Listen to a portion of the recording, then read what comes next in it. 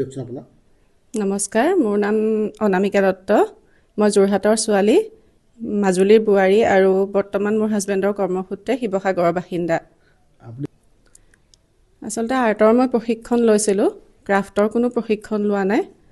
কিন্তু আগৰ পৰাই ভাল পাওঁ, ক'ৰবালৈ গ'লে কিবা এটা বস্তু দেখিলে মই সেই বস্তুটো ঘৰত বেলেগ এটা বস্তুৰে বনাব পৰা হয় নেকি, সদায় সেই বস্তুটোৱে ভাবি থাকোঁ। তো তেনেকৈ দুই এটা কাম কৰি আছিলোঁ। এতিয়া যিহেতু ছোৱালীজনীও মোৰ ডাঙৰ হ'ল, তাই বৰ্তমান ঘৰত নাই, তাই পঢ়িবৰ কাৰণে বাহিৰত আছে। তো সময়ো মই যথেষ্ট পালোঁ। তো এতিয়া মই এই কামখিনিত মানে একেৰাহে লাগিব। আজি ৩-৪ বছৰমানৰ পৰা মই ভালদৰে সময় দিব পাৰিছোঁ। তেনেকৈ অৰ্ডাৰো লৈ আছোঁ যথেষ্ট।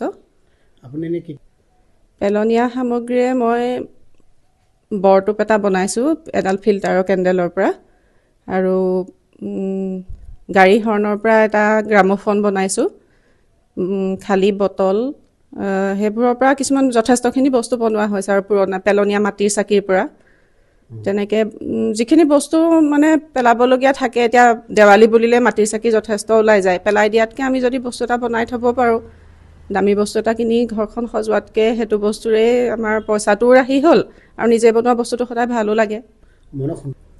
মনত বহুত সন্তুষ্ট হওঁ যেতিয়া বস্তুটো সম্পূৰ্ণ হৈ ওলায়। সেইটোৱে মানসিক বহুত শান্তি দিয়ে। সেইটো মানে পইচাৰ লগত তুলনা নহয়। সেইটো কাৰণে একচুৱেলি কামখিনি মোৰ কৰি থকা হয়। সময়খিনি আচলতে মন থাকিলে তাৰ মাজতে ওলায় কৰি থকা হয়। আৰু এই ক্ষেত্ৰত ঘৰৰ মানুহখিনিয়েও মোক যথেষ্ট ছাপোৰ্ট কৰে। মোৰ হাজবেণ্ডেই হওক, ছোৱালীজনীয়ে হওক বা পৰিয়ালৰ অন্যখিনি মানুহে সকলোৱে সহায় কৰে। আৰু নিচাৰ নিচিনা হৈ গৈছেগৈ যেতিয়া এতিয়া এইটো কৰি থাকোঁ, মানে আজৰি এনেই থাকিব নোৱাৰোঁ। ঘৰৰ কামখিনি শেষ হ'লে চিধা মই এই কামখিনিতে লাগি থাকোঁ।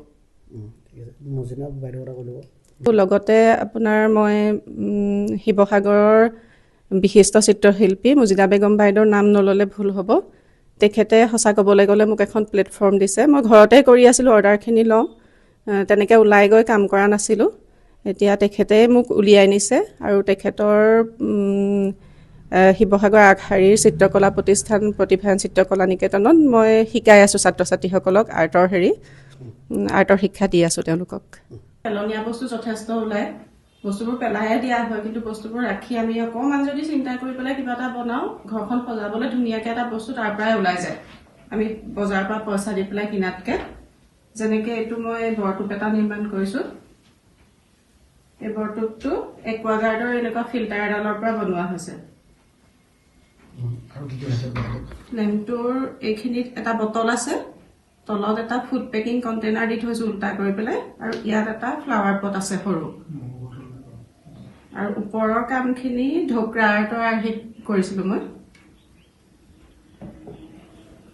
আৰু এইটো গাড়ীৰ হৰ্ণটো বনাইছোঁ। আৰু তলৰখিনি কাৰ্টনবোৰ আহে সাধাৰণতে পেকিং কৰা, সেই কাৰ্টনটো কাটি পেলাই মই এই তলৰ বক্সটো বনাইছিলোঁ। আৰু বাকী চিডি হ'ল, পুৰণা চিডিটো প্লেৰে বনাই লৈছিলোঁ। বাকী থাৰ্মকলৰ যিবোৰ ডিছপ'জেবল প্লেট হয়, প্লেটৰ পৰা মুকুটটো বনাইছিলোঁ। আৰু কোলাখন তেনেকৈ যিবোৰ আমাৰ পাৰ্চেল আহে, পাৰ্চেলৰ ব্ৰাউন কালাৰ পেকিং হেৰিটোৰ পৰা পেকেটটোৰ পৰা কাটি কাটি এই কোলাখন বনাইছিলোঁ।